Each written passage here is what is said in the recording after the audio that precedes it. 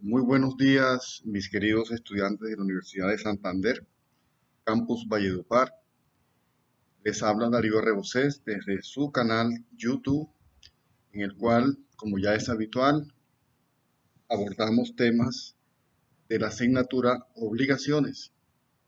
En esta oportunidad nos corresponde hablar de la compensación.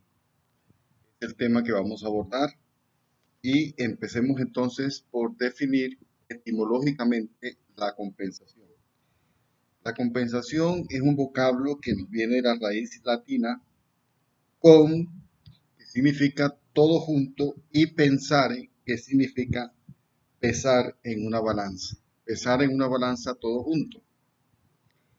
Efectivamente, cada vez que hablamos de la palabra compensar, vamos a tener la idea de balancear algo con relación a otra cosa. Y en ese sentido, pues tenemos, este balanceo es de dos obligaciones que tienen la particularidad que los acreedores y los deudores vendrían a tener esa misma condición recíprocamente. Me explico. El artículo 1714 del Código Civil nos dice: compensación. Cuando dos personas son deudoras una de otra, se opera entre ellas una compensación que extingue ambas deudas, de modo y en los casos que van a explicarse. Es una forma de extinguir las obligaciones. La compensación es una forma de extinguir las obligaciones, como lo es también la confusión, como lo es también la novación, como es también el pago, etc. Y tiene por objeto dar por extinguida dos deudas recíprocas en donde las partes adquieren una doble calidad, acreedores y deudores recíprocos. De tal manera que si A le debe a B y B le debe a A, pues entonces extinguimos hasta la cuantía de esa deuda. En ese sentido, podríamos aclarar también que la compensación puede ser parcial o puede ser total. Si estamos hablando de una deuda de 1.000.000 de pesos y la obligación es también por ese valor, pues la compensación es total. Pero si estamos hablando de una deuda de 1.000.000 de pesos y se compensa por 800.000 pesos, quiere decir que subsiste una deuda por valor de 200.000 pesos.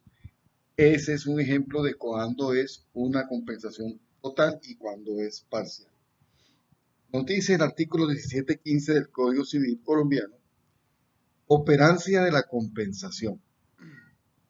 La compensación se opera por el solo ministerio de la ley y aún sin conocimiento de los deudores, y ambas deudas se extinguen recíprocamente hasta la concurrencia de sus valores, desde el momento que una y otra reúnen las calidades siguientes.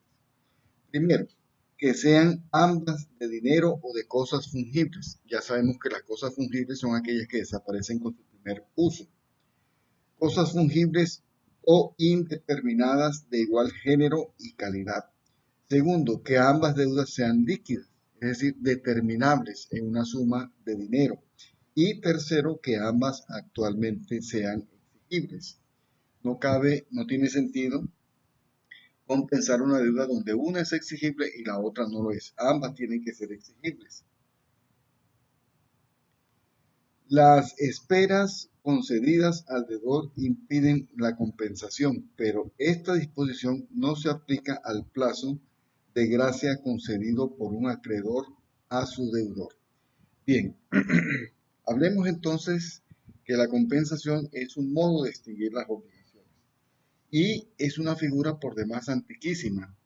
Es una figura jurídica que heredamos de Roma, del derecho romano, de los tiempos de Justiniano, donde se decía pues que la compensación es una forma de extinguir las obligaciones y opera de ixo iure, Eso como una breve reseña histórica. El artículo 17-16 del Código Civil colombiano expresa lo siguiente: requisito de la compensación. Para que haya lugar a la compensación es preciso que las dos partes sean recíprocamente deudoras. Así, el deudor principal no puede oponer a su acreedor por vía de compensación lo que el acreedor debe al fiador. El fiador es un garante del cumplimiento de una obligación, no es precisamente una de las partes dentro de la compensación. Las partes son el deudor y el acreedor. El fiador es un garante del cumplimiento de la obligación por parte del deudor, de tal manera que si se va a compensar siempre que las deudas sean entre acreedor y deudor, no cabe aquí hablar del fiador, que es un tercero además, un tercero que es garante. Ni requerido el deudor de un pupilo por el tutor o curador puede oponerle por vía de compensación lo que el tutor o curador le deba a él. Se trata aquí de no involucrar a terceras personas, llámese pupilo, llámese fiador. Es una operación que se limita a las partes, al deudor y acreedor. Es una figura jurídica que aplica únicamente a las partes, el deudor y el acreedor. No se involucra con terceras personas, llámese fiador, llámese pupilo, etc. Compensación por mandatario. El mandatario puede oponer al acreedor del mandante no solo los créditos de éste, sino sus propios créditos contra el mismo acreedor, prestando caución de que el mandante dará firme compensación, pero no puede compensar con lo que el mismo mandatario debe a un tercero, lo que éste debe al mandante, sino con voluntad del mismo mandante. Bueno, ya sabemos que la figura del mandato es que una persona va a actuar a nombre de otra, a nombre y representación de otra, de tal manera que ese mandato tiene un límite y es que las facultades son las que expresamente se consignan en ese mandato. Si hay facultad expresa para compensar, pues el mandato lo puede hacer, el mandatario lo puede hacer. Pero si no la hay, no le es dado hacerlo. Ahora bien, el mandatario no puede oponer al deudor las deudas que él personalmente tiene con éste. ¿Por qué? Porque él está representando a otra persona. Y como decíamos hace un momento, la compensación solo aplica a las partes, tanto al deudor como al acreedor. Y no involucra a terceras personas. Hablábamos del fiador, hablábamos del pupilo y ahora hablamos del mandatario.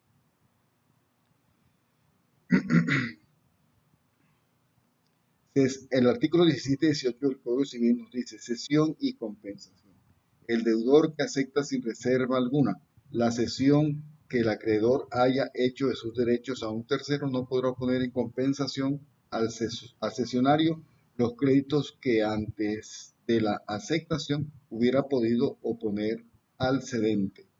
La cesión no ha sido aceptada.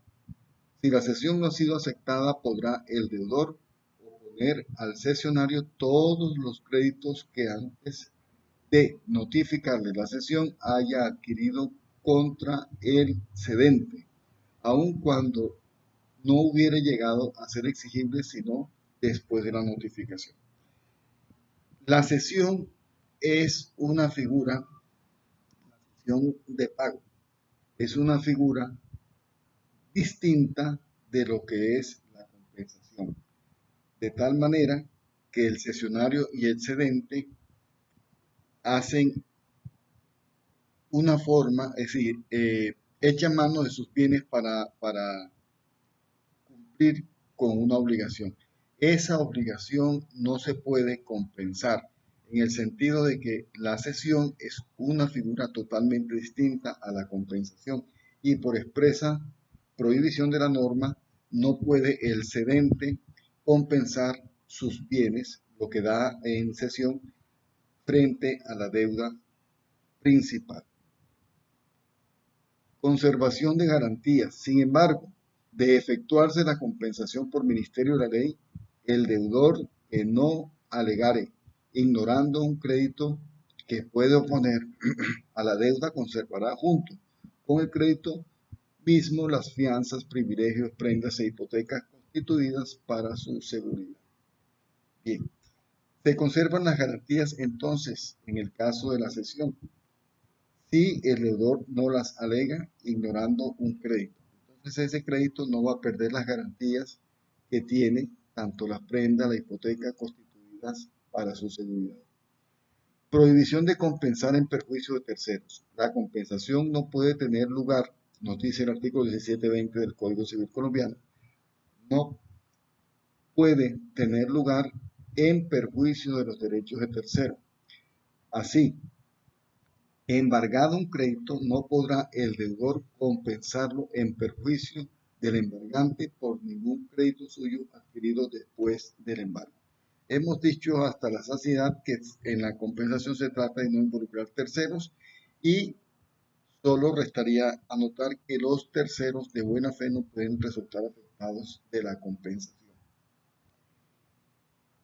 Improcedencia de la oposición por compensación, artículo 1721 del Código Civil colombiano. No puede oponerse compensación a la demanda de restitución de una cosa de que su dueño ha sido injustamente despojado, ni a la demanda de restitución de un depósito o de un comodato, o cuando, perdida la cosa, solo subsista la obligación de pagarla en dinero. Entonces son los casos que taxativamente no procede la oposición a la compensación. Si se está restituyendo una cosa, pues no se puede oponer compensación a esa restitución. Si la cosa es despojada injustamente, su dueño es despojado injustamente de la cosa, pues tampoco procede esa figura y tampoco va a proceder en el caso de la restitución de un depósito. Eso no lo señala expresamente la ley. Tampoco podrá oponerse compensación a la demanda de indemnización por acto de violencia o fraude, ni a la demanda de alimentos no embargados. Aquí quiero hacer un paréntesis porque cuando se habla de que no cabe hablar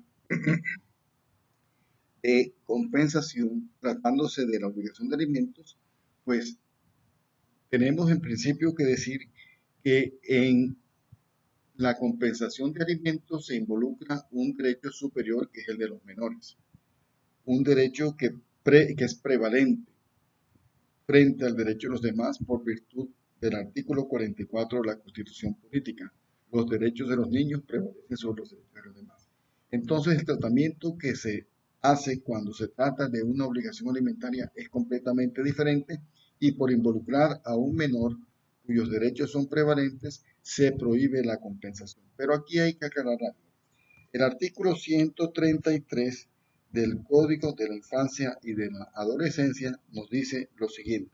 El derecho de pedir alimentos no puede transmitirse por causa de muerte, ni venderse o cederse de modo alguno, ni renunciarse. El que debe alimentos no puede oponer al demandante en compensación lo que el demandante le debe a él. Sin embargo, hay una excepción que viene a continuación. Dice, no obstante lo anterior, las pensiones alimentarias atrasadas podrán renunciarse o compensarse y el derecho de demandarlas transmitirse por causa de muerte, venderse o cederse con autorización judicial sin perjuicio de la prescripción que compete alegar al deudor. Bien, aquí vemos entonces que la compensación está prohibida salvo que se trate de mesadas atrasadas en materia de alimentos. Ya sabemos que el alimento es también un derecho fundamental de los niños, como lo dice también el artículo 44 de la Carta Política. Bien, en ese orden de ideas hay que aclarar lo siguiente. Si la obligación de alimentos se refiere a mesadas futuras, pues no cabe la compensación. Pero si se trata de mesadas atrasadas, es perfectamente viable la compensación, como la transmisión la transmisión o la cesión de ese derecho a terceras personas, como la condonación también. Todo eso es posible respecto a las mesadas atrasadas, pero en manera alguna respecto a las mesadas futuras. ¿A qué obedece eso? Al factor riesgo. Las mesadas atrasadas respecto de un menor, pues están atrasadas, sin embargo el menor ha logrado subsistir. Luego se elimina cualquier posibilidad de riesgo en cuanto a su vida, su integridad física. De tal manera que la ley posibilita el que se pueda compensar la deuda. el que se pueda condonar, el que se pueda ceder a terceras personas. Todo eso es posible respecto a las mesadas atrasadas, pero no así las mesadas futuras, donde el factor riesgo impide que se haga la compensación. Sigamos entonces. El artículo 1722 del Código Civil nos dice normas aplicables en la compensación de varias deudas. Vamos a tomar un poquito de agua.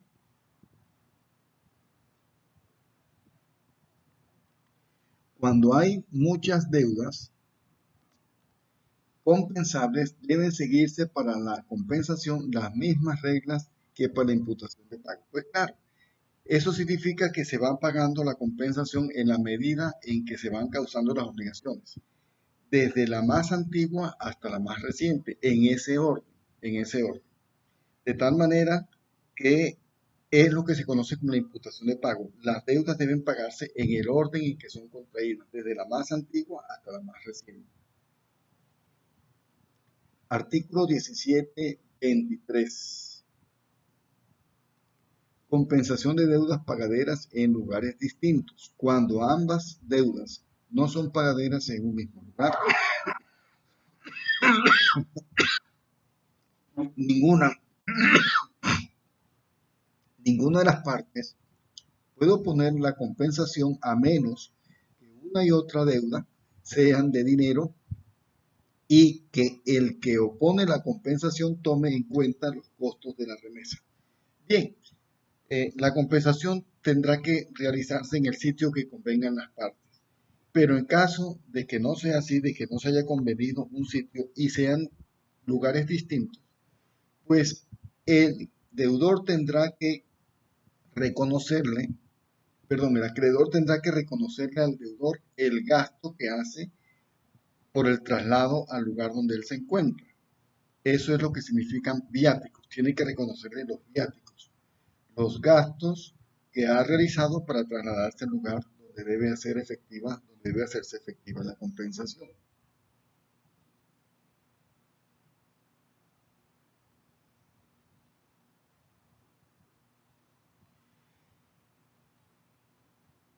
Bueno, entonces tenemos aquí en síntesis lo que es la figura de la compensación como modo de distinguir las obligaciones. Es una figura antiquísima, nos viene del derecho romano, de los tiempos de Justiniano y de Modestino. Es una figura que aplica bajo el ministerio de la ley, no puede hacerse de manera a espaldas de la ley, ¿no? Tiene que ser dentro de un proceso legal, es decir, debe contar con la aprobación de un juez. Es una forma de extinguir las obligaciones y la etimología de esa palabra con significa todo junto y pensar, pensar es pesar en una balanza. Pesar en una balanza todo junto. Tanto lo que aparece de parte del acreedor como lo que está de parte del deudor. Es una forma entonces en la cual se extinguen las obligaciones y podemos decir que como requisito especial de la compensación es necesario que ambas deudas sean exigibles, que sean líquidas, es decir, que sean determinables. Es una regla que nos da el mismo Código Civil y que debe ser tenida muy en cuenta porque si la norma nos dice que la regla es que sean exigibles ambas deudas y una no lo es, pues entonces no cabría hablar de la compensación. Tiene que ser ambas deudas exigibles. Si se trata de un fungible, pues tiene que ser de igual calidad y género. Ambas deudas tienen que ser líquidas, es decir, determinables en una suma de dinero. El ejemplo que les ponía en la sentencia que veíamos en clases pasadas, donde la señora Neigrinis había abonado a una deuda hipotecaria cierta suma de dinero y que por virtud de la ley su crédito quedó convertido en cero o reducido a cero, es decir, el inmueble lo adquirió por pago efectivo de la deuda y Posteriormente, veíamos la sentencia en donde dos vendedores y dos compradores pactaban la compra de un inmueble y ese inmueble hipotecado fue objeto de pago por parte de los compradores en vista de que los vendedores no aparecían, el comprador o los compradores tuvieron a bien pagar la hipoteca. Posteriormente se generó un problema porque los vendedores no aceptaron ese pago de la hipoteca. Y sucede que efectivamente, cuando ese caso fue a las instancias judiciales, el juez de primera instancia consideró que ese pago sí era válido porque era un pago por subrogación, tema que también abordamos aquí. Pago por subrogación y como quedaba un excedente, si mal no recuerdo, de 5 millones de pesos, pues entonces se compensaba el menor valor y se seguía la causa por los 5 millones restantes, el proceso ejecutivo de alimentos. Pero recordemos que allí operó la compensación según el fallo de primera instancia que fue posteriormente ratificado por la revisión que del caso hizo la Corte Constitucional. Entonces, en breves palabras, hemos abordado el tema de la compensación que se encuentra en el título 27, título 17 del Código Civil colombiano. Es una figura bastante sencilla de entender. Hay casos en que se prohíbe. Acordémonos entonces de que la compensación debe ser únicamente efecto interpartes, para las partes, el deudor y el acreedor. Se trata aquí de no involucrar a un tercero, llámese fiador, llámese mandatario, llámese pupilo. Se trata de no involucrar a terceras personas. Y pues también se trata de no afectar los terceros de buena fe. Los terceros de buena fe. Dentro de los requisitos, recordemos entonces que la exigibilidad es uno de los temas fundamentales aquí. El deudor principal no puede oponer a su acreedor por vía de compensación lo que el acreedor le debe al fiador. Ya decíamos entonces, lo acabamos de decir, al mandatario tampoco, se conservan las garantías. Y finalmente la compensación que se debe pagar en lugares distintos debe tener en cuenta las remesas o sea, los viáticos que paga el deudor para su traslado. Tiene que hacerse también, tenerse en cuenta esos gastos para la compensación.